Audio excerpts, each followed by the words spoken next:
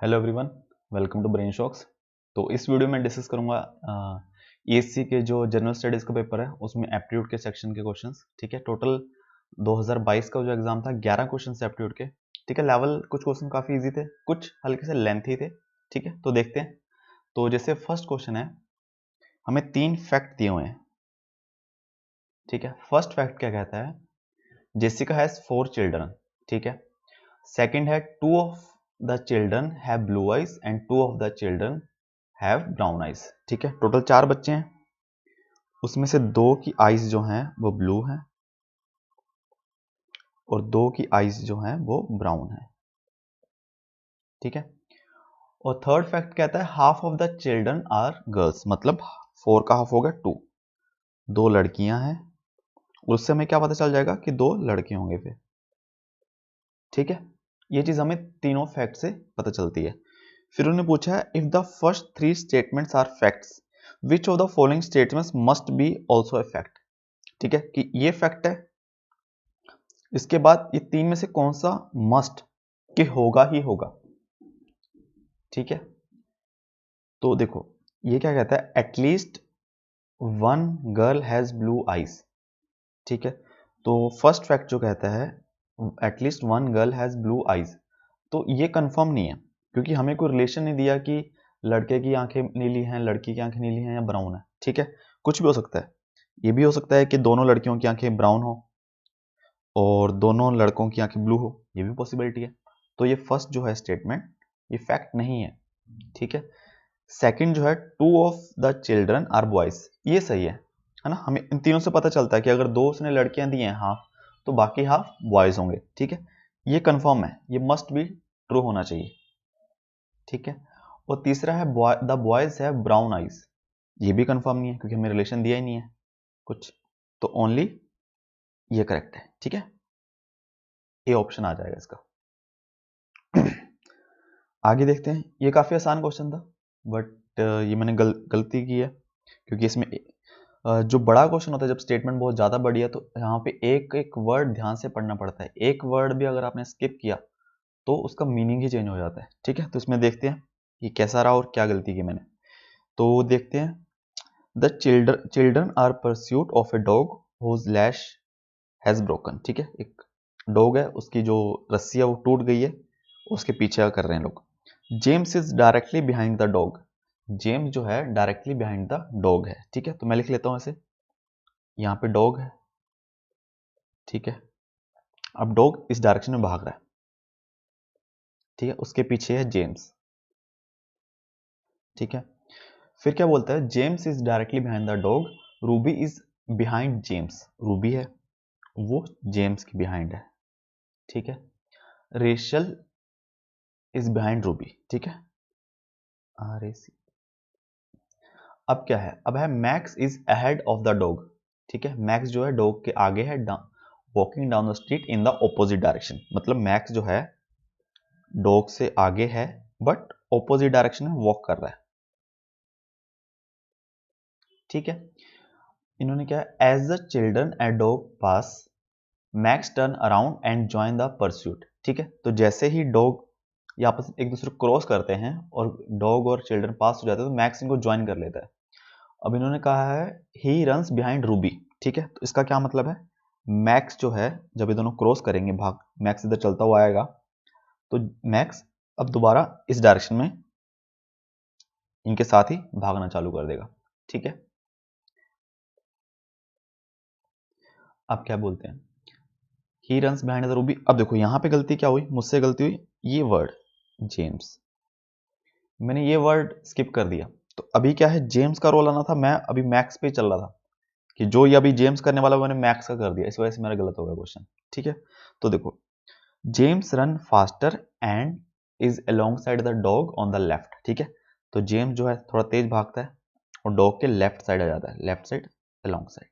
ठीक है, उसके बाद क्या दिया, Ruby runs faster and is along side the dog on the right, तो रूबी भी तेज भागती है और डॉग के राइट साइड आ जाती है।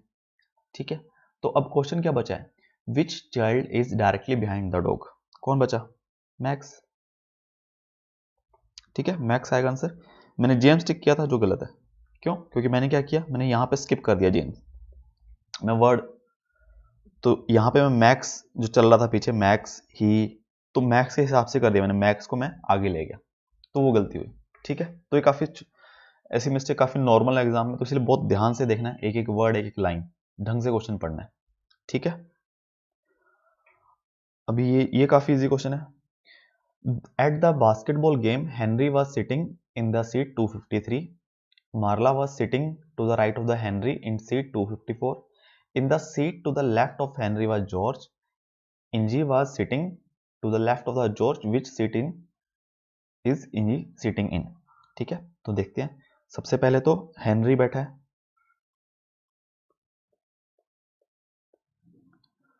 254। ठीक है, यहाँ मैच चल रहा मान लो। ठीक है, तो हेनरी का जो राइट है, मार्ला जो है हेनरी के राइट में बैठी है। ठीक है, सॉरी 253 है इसकी सीट नंबर, मार्ला की 254 है।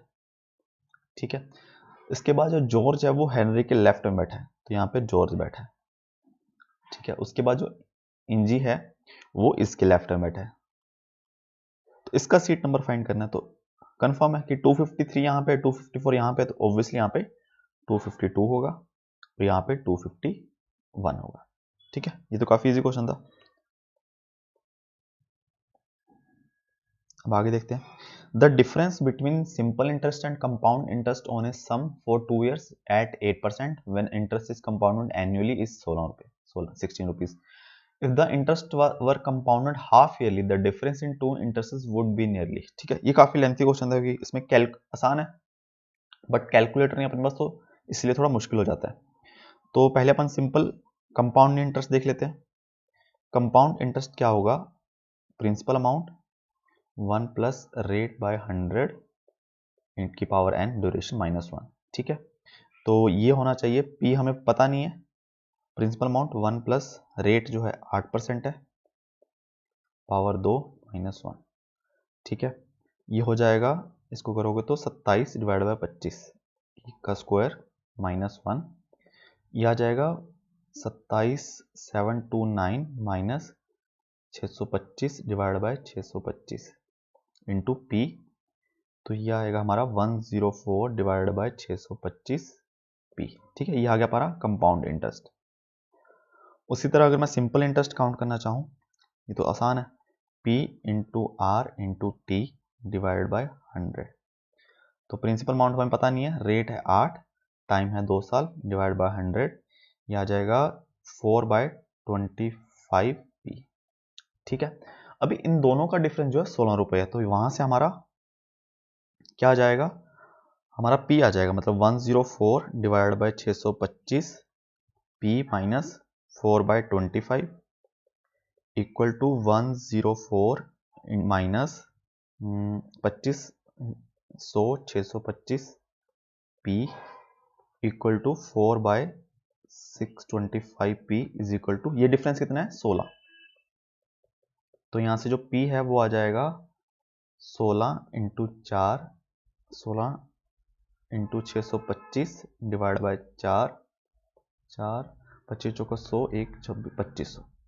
ठीक है, तुम्हारा प्रिंसिपल अमाउंट आ गया 2500।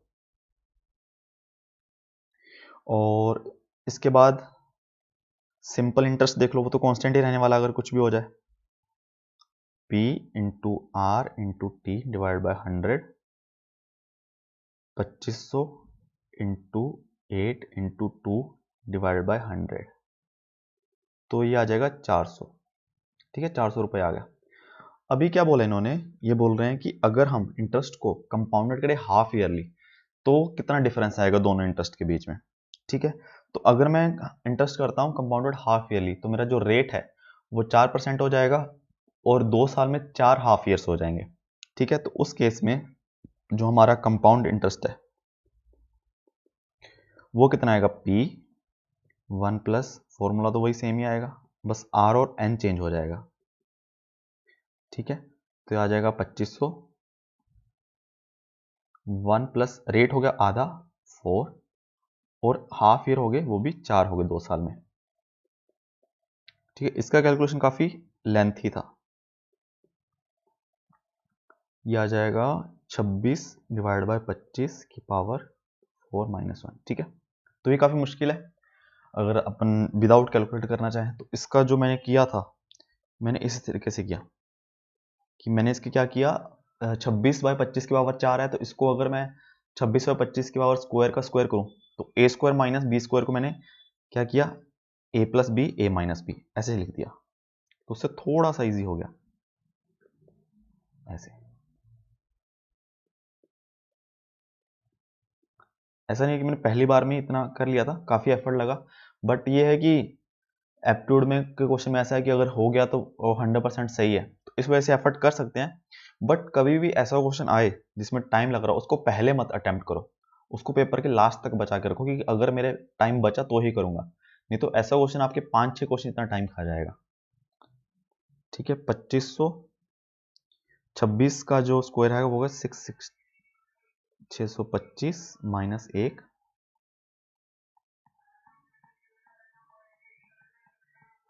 ठीक है, यह आ जाएगा 2500 इंटू यह आ जाएगा 51 डिवाइड बाय 625, यह आ जाएगा 103/625, ठीक है। और इसको कट करूंगा मैं, 25 से करा तो 100 आ गया, फिर इसको किया 4 आया, ठीक है। तो नेक्स्ट पेज पे लेके जाता हूँ, हमारे पास बस 4, 51, 1301 डिवाइड बाय 625, तो 4 इंटू 51 इंटू 1301 डिवाइड बाय 625, ठीक है। अब इसको डिवाइड नहीं कर सकते हम, डिवाइड करना काफ़ी मुश्किल है मेरे हिसाब से, तो मैंने क्या किया, ऊपर इंटू 16 किया, नीचे 16 किया, ठीक है। क्यों, क्योंकि मुझे नीचे मैं आई थिंक इसका 10,000 बन जाता था, ठीक है, तो इस वजह से मैंने वो किया।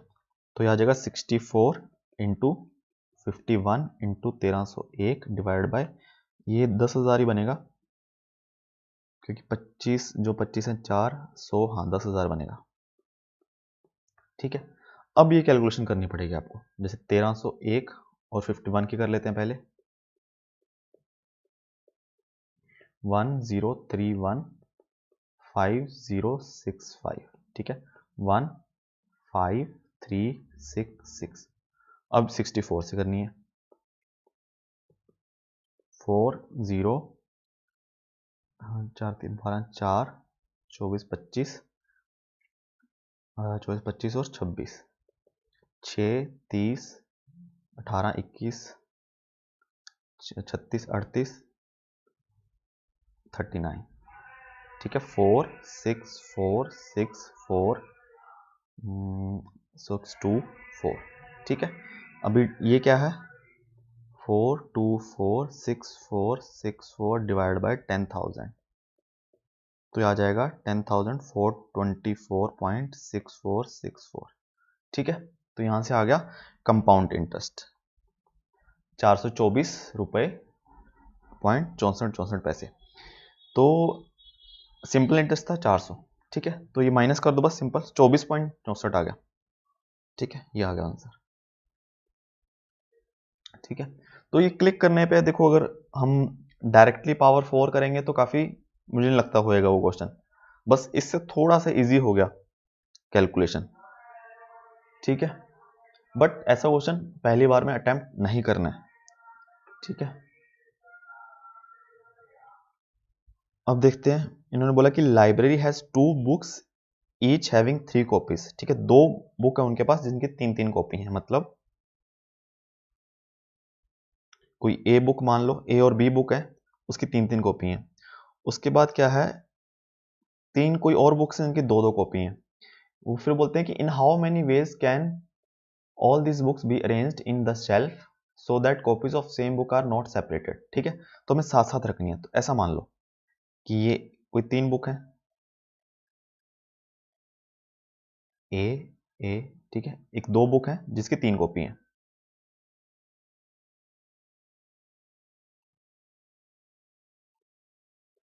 ठीक है, 2 बुक है ए और बी जिसकी 3-3 कॉपी है।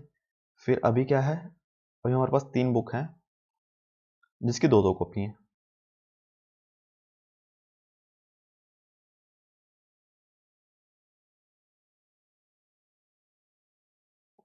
ठीक है। तो 3 अदर बुक है सी, डी और ई, जिसकी 2-2 कॉपी है। अब इन्होंने बोला है कि ऐसे अरेंज करना है कि सारी बुक्स एक साथ रहें। तो मतलब तीनों ए साथ में होनी चाहिए, तीनों बी साथ में होनी चाहिए, दोनों सी साथ में होनी चाहिए, दोनों डी और दोनों ई। तो सिंपल ये 5 चीज होगी ना, हम इसको अलग अलग क्यों माने, हम इसको एक ही चीज मान लेते हैं, इसको भी एक मान लेते हैं, ये एक एक चीज होगी पूरी, ठीक है, क्योंकि इनके बीच में कुछ आने वाला है नहीं। तो टोटल 5 चीज हैं, 5 चीज को अरेंज करने के लिए कितना वेज हो सकते हैं, 5 फैक्टोरियल। तो वो हो गया 120, ठीक है।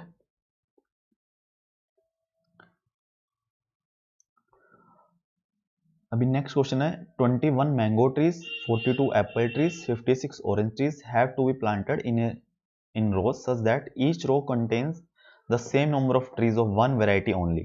Minimum number of rows in which the above trees may be planted. ठीक है, तो हमें इस हिसाब से कॉम्बिनेशन बनानी है कि 21 मैंगो ट्रीज हैं तो हमें रोज में बनाना है, ठीक है, बट हर रो में एक ही तरह के वैरायटी होने चाहिए। तो ये आता है HCF से, हाईएस्ट कॉमन फैक्टर। तो 21, 42, 56, तो इसका जो HCF है वो आएगा 7, ठीक है। तो अभी क्या होगा, अभी मैंगोज की 3 रोज बना दूंगा मैं, 7 की, तो 21 मैंगो हो गए, ठीक है। उसी तरह मैं क्या कर सकता हूँ, 42 एप्पल है, एप्पल की मैं 6 रो बना दूंगा,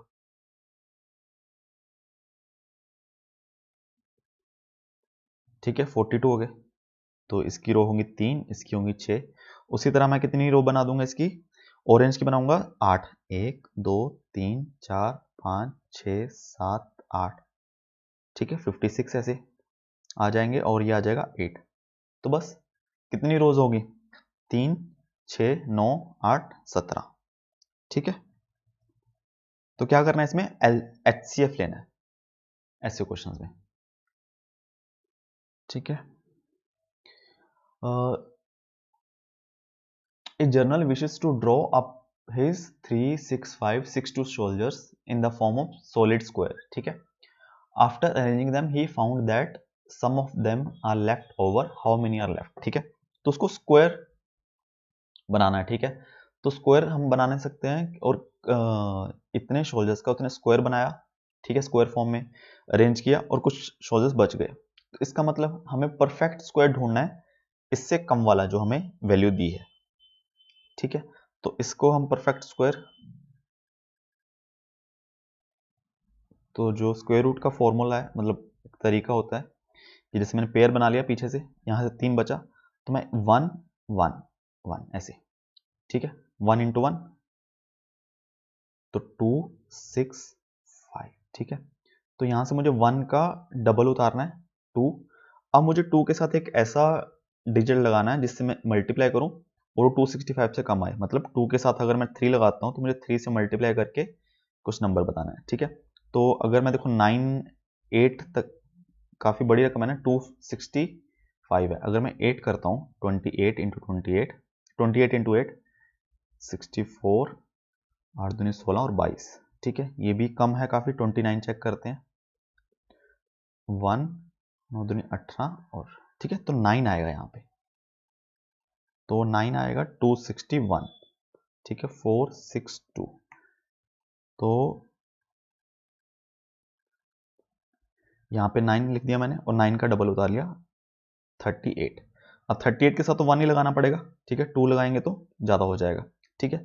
तो ऑलमोस्ट 191 जो होगा, ये जो है 191 के स्क्वायर से आगे है, ठीक है, ज्यादा है, तो वो भी हमें पता चल जाएगा।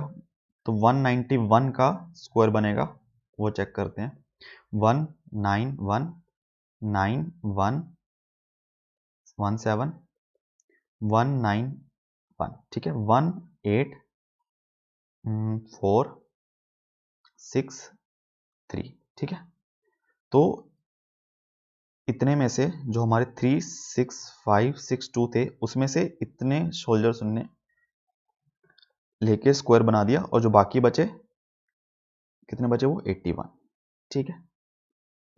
बस परफेक्ट स्क्वायर ढूंढना था, इससे कम वाला, ठीक है, ये हो गया। अब ये तो काफी इजी क्वेश्चन है, ये बोला कि a tank can be filled by 20 buckets each of capacity 13.5 liters. If capacity of each bucket be 9 liters, how many buckets will fill the same tank? तो सिंपल, तो टैंक की कैपेसिटी कितनी होगी? वो होगी 20 इंटू 13.5, यह आ जाएगा 27, 270 लीटर। ठीक है, अब क्या है, अगर मुझे ऐसी बाल्टियों से भरना है जिसका कैपेसिटी है 9 लीटर, तो मुझे कितनी बाल्टियां लग जाएंगी? सिंपल है, 270/9, ठीक है, 30। ठीक है, ये काफी इजी क्वेश्चन था। ये काफी इंटरेस्टिंग क्वेश्चन था। The one side of a rhombus is 10 centimeter and one of its diagonal is 12 centimeter, area of the rhombus। ठीक है, तो ये बहुत इजी क्वेश्चन, अगर आपको फॉर्मूला मतलब एक रूल पता है कि जो रोम्बस के डायगोनल्स होते हैं वो आपस में परपेंडिकुलर बाइसेक्ट करते हैं, ठीक है, 90 डिग्री पे, और एक दूसरे को इक्वल लेंथ में कट करते हैं। ठीक है, तो काफी इजी क्वेश्चन है, मुझे वो आइडिया नहीं था तो मैंने बहुत अलग तरीके से क्वेश्चन किया। तो पहले तो हम नॉर्मल करते हैं कि एक रोम्बस है, ठीक है, इक्वल लेंथ नहीं बन रहे,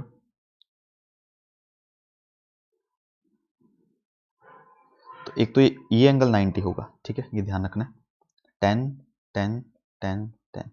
अब इन्होंने एक डायगोनल दिया 12, दूसरा नहीं दिया, ठीक है, एक अगर 12 है और हाफ हाफ में, देखो छोटे वाला ही 12 होगा, ठीक है, अगर कोई दिक्कत नहीं, अगर आप बड़े वाला ही 12 लेके चल रहे हो, दूसरी बार निकालोगे तो बड़ा आ जाएगा, ठीक है, तो अगर 12 है तो ये 6 होगा, ये हमें पता नहीं है, ये x है, ये x है, तो अगर ये 90 डिग्री एंगल है तो यहाँ पे पाइथागोरस लगाओ कि 6 का स्क्वायर प्लस x का स्क्वायर इज इक्वल टू 10 का स्क्वायर। ठीक है, तो x square plus 36 minus 100 is equal to 100, x square आ जाएगा 64, एक्स जो आएगा वो आएगा 8। ठीक है, और जो एरिया हो जाता है फिर रोम्बस का, वो डायगोनल का, एक्स जो है 8 आ गया, तो दूसरा डायगोनल कितना आ गया 2x, वो आएगा 16। ठीक है, तो ऑब्वियसली देखो बड़ा आ गया, ये वाला डायगोनल तो बड़ा ही होना चाहिए, तो जो एरिया होता है वो दोनों डायगोनल का मल्टीप्लिकेशन होता है, तो एक सॉरी ये जो होता है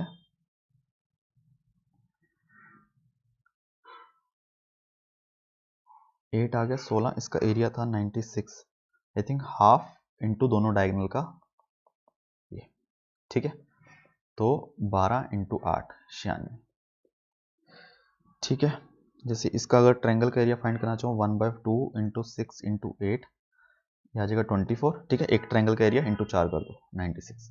ठीक है, तो ये आ गया, काफ़ी सिंपल है, बट ये मैंने काफ़ी अलग तरीके से किया क्वेश्चन, मुझे नहीं पता था ये डायगोनल वाला कंसेप्ट, तो मैंने क्या किया, मैंने लगाया, मैंने एक स्क्वायर लिया पहले, अगर मैं स्क्वायर की साइड करता हूँ 10 10 10 10, तो इसका जो डायगोनल है,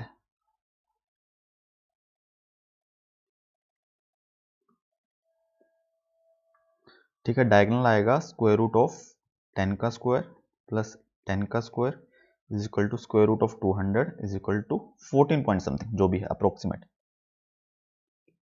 ठीक है, और जो इसका एरिया आएगा वो आएगा 100। ठीक है, ये मुझे आइडिया था कि 100 आएगा, तो अपना रिजल्ट 100 के आसपास आना चाहिए।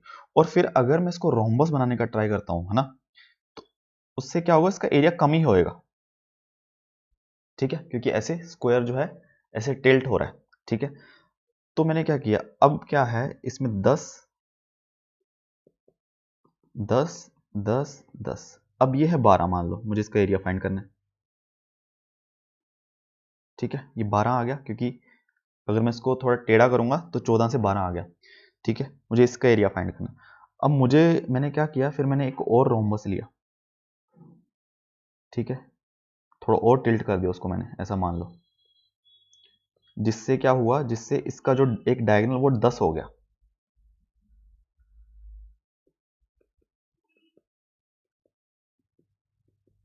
ठीक है, अब देखो जो इसका एरिया है इससे कम होना चाहिए, इससे ज्यादा होना चाहिए, है ना, तो मैंने क्या किया, इक्वलेटर ट्रायंगल है, ये 10 है, दो इक्वलेटर ट्रायंगल बन गई पूरी। अब इसका एरिया निकाल लेता हूं मैं, ठीक है। तो इसका एरिया, पहले तो ये लेंथ निकाली मैंने, ये लेंथ आ गई स्क्वायर रूट ऑफ 100 माइनस ये होगी 5 25, ये होगी स्क्वायर रूट ऑफ 75, ये आ जाएगा 5√3, ठीक है। अब इस ट्रायंगल का एरिया, ट्रायंगल का area half equal to 5√3 into 10, ठीक है। ये हो गया अप्रोक्सीमेट 25√3, ठीक है। और दूसरा टोटल एरिया कितना हो जाएगा इसका, क्योंकि ये ट्रायंगल भी है, तो हो गया 50√3, तो 50 इंटू √3 आ गया 1.73, तो ये आ जाएगा 5 से 15, 5 से 15, 7 में 35, 36, 3 और 5 से 36, 5 86.7 है ना। तो इसका जो एरिया है, इसका एरिया है 100, इसका है 86.5, और जो, तो इसका एरिया इन दोनों के बीच में आना चाहिए, 100 और 86.5 के बीच में, तो उसके पास एक ही नंबर था, वो 96, ठीक है। तो अगर आपको कंसेप्ट नहीं भी आता तब भी आप क्वेश्चन कर सकते हो, बट टाइम लगता है फिर, है ना। अगर आपके पास खाली टाइम है तो कर सकते हो, कोई दिक्कत नहीं है, बट बहुत ये इजी है, ठीक है। ये आना चाहिए मेरे हिसाब से तो, ठीक है। बट अगर नहीं आता तो हमें कैसे ना कैसे आंसर तो निकालना है एग्जाम में, ठीक है। ये क्वेश्चन भी काफी मतलब ठीक था, बट थोड़ा एक आधा लाइन इधर उधर हो सकती थी। इन्होंने क्या बोला, 2 boys begin together to write out a booklet containing 1817 lines. The first boy starts with first line writing at rate of 200 lines in hour. The second boy starts with the last line. He writes line 817 and so on backward, proceeding at rate of 150 lines an hour. At what line they met? ठीक है। तो एक किताब है जिसमें 817 lines हैं, तो दो लड़के उन्होंने किताब को लिखना चालू किया, तो एक पहली लाइन से लग गया लिखने, एक बिल्कुल लास्ट लाइन से लिखने लग गया। पहला बंदा जो है ऊपर से जो लिख रहा है वो 200 लाइन्स लिख दे रहा है 1 घंटे में, दूसरा बंदा जो है वो नीचे से स्टार्ट किया है और वो 150 लाइन्स लिखता है 1 घंटे में। तो वो कौन सी लाइन पे मीट करेंगे? तो देखो, अभी ये मानो कि जो ऊपर वाला इंसान है वो पहली लाइन पे स्टार्ट किया, फर्स्ट लाइन पे, और नीचे वाला स्टार्ट किया 817। अब पहले वाले की स्पीड है 200 लाइन्स एन आर, दूसरे का है 150 लाइन्स एन आर, ठीक है। तो 1 घंटे बाद फर्स्ट बंदा 200 लाइन कंप्लीट कर चुका होगा और वो अगले घंटे के स्टार्टिंग में 201 लाइन पे से स्टार्ट करेगा। उसी टाइम पे जो नीचे से स्टार्ट किया वो 150 लाइंस कंप्लीट कर देगा, मतलब 817 माइनस 150, ये आ जाएगा अप्रोक्सीमेट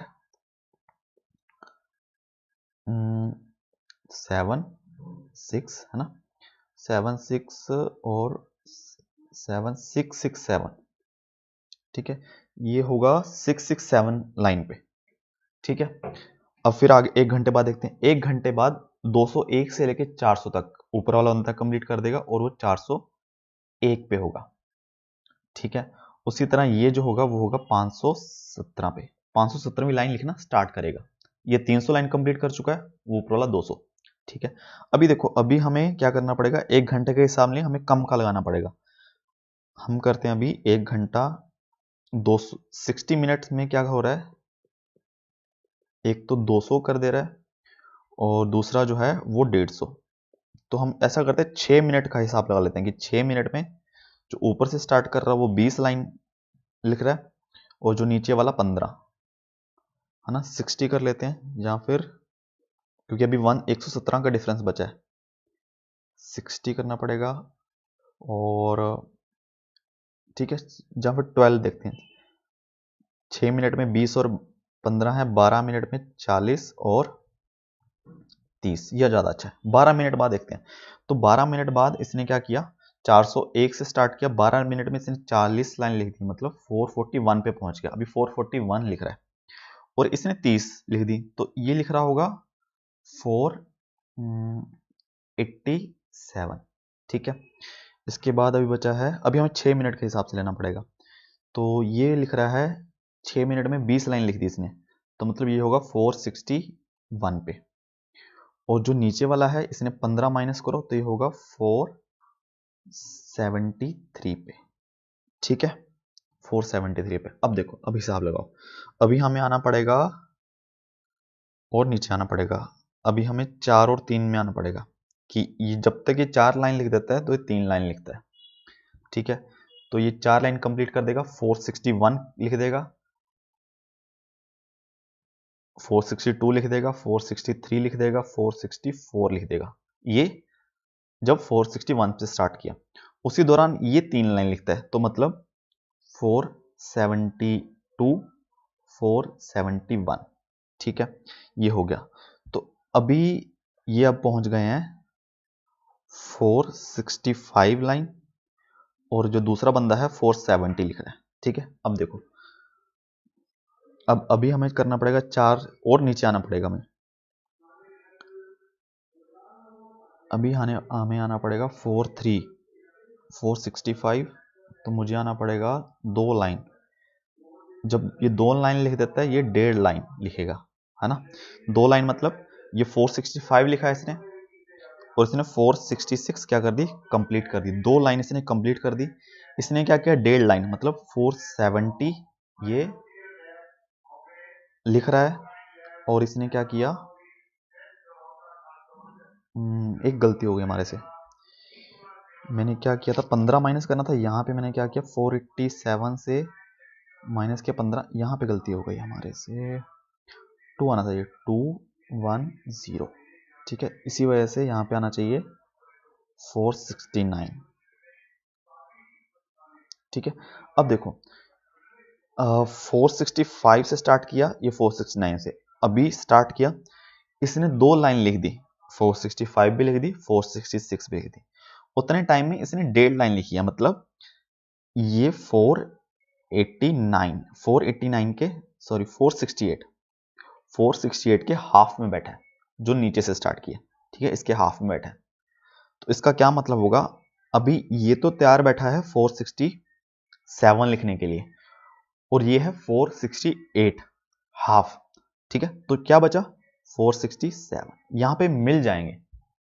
ठीक है, अगर इसको और अच्छे से देखना है तो ऐसा कह सकता हूं मैं कि अगर मैं इसको डिवाइड करूं 6 से, कि इसको जो 468 है हाफ में है, तो जब तक हाफ ये कंप्लीट कर रहा होगा ये वाला बंदा, यहां से स्टार्ट किया तो ये 467 लिखना स्टार्ट किया, ये हाफ कंप्लीट करके ये 467 लाइन पे होगा बीच में, तब ये 467 के लाइन के पे आ जाएगा।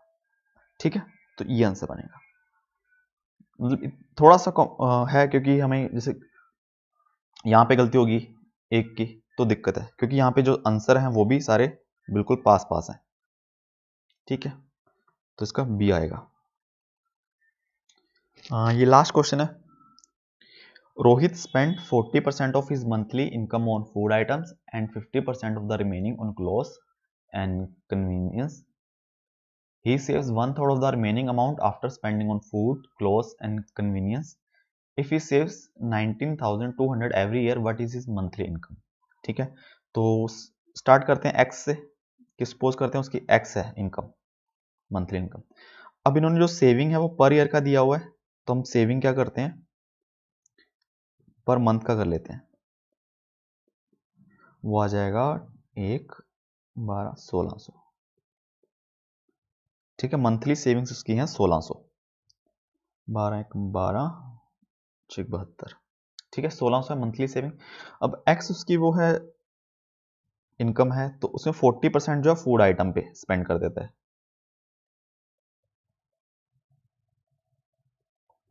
मतलब उसने क्या किया 0.4x।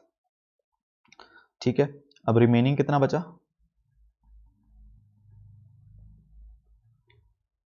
पॉइंट, तो ये स्पेंड है। ठीक है, अब क्या है 50% द रिमेनिंग, जो फूड आइटम पे खर्च करने के बाद जो पैसे बचे उसका हाफ, उसका 50% करता है क्लोथ्स पे, क्लोथ्स और कन्वीनियंस। ठीक है, तो 0.6 का 50% मतलब इसका हाफ, तो हो जाएगा 0.3x, मतलब 0.3x उसने स्पेंड कर दिया क्लोथ्स पे। अब इसमें क्या है, ही saves 1/3 of the remaining amount. ठीक है, अभी रिमेनिंग कितना बचा उसके पास, अभी रिमेनिंग क्या हो गया,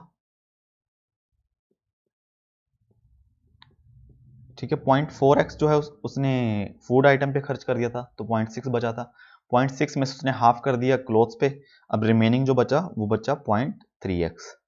तो उसके बाद भी उसने बोला है कि ही सेव्स 1/3 ऑफ द रिमेनिंग, तो इसका जो है 1/3 सेविंग करता है, तो सेविंग क्या होगी 1/3 ऑफ रिमेनिंग, तो आ जाएगा 0.1x। ठीक है, तो जो सेविंग्स है वो कितनी है, हमने निकाला मंथली 1600, तो x कितना आ गया 16,000। ठीक है, तो इसकी मंथली इनकम। ठीक है, तो यही क्वेश्चन थे, टोटल 11 क्वेश्चन थे। तो इसके बारे में किसी को कुछ डाउट हो तो नीचे कमेंट कर सकते हो। ठीक है, सारे क्वेश्चन मेरे हिसाब से आसान ही थे। एक तो ये क्वेश्चन कह सकते हैं थोड़ा सा कॉम्प्लेक्स था, रोम्बस वाला इजी था अगर किसी को रूल पता है। ठीक है, और ये क्वेश्चन बहुत इजी था, ये भी इजी था, ये भी HCF का था, और ये इंटरेस्ट वाला थोड़ा लेंथी क्वेश्चन था। उसके अलावा तो कोई दिक्कत नहीं है, बस ये गलत हुआ मेरा क्योंकि इसमें स्टेटमेंट मेरी गलती थी, क्वेश्चन बहुत आसान था, कोई दिक्कत नहीं थी इसमें, और ये भी ठीक है। ओवरऑल ठीक था पेपर, मतलब एप्टीट्यूड का सेक्शन ठीक था। ठीक है, थैंक यू सो मच। कुछ हो तो डाउट कमेंट करना और चैनल को सब्सक्राइब कर देना। ठीक है, थैंक यू सो मच।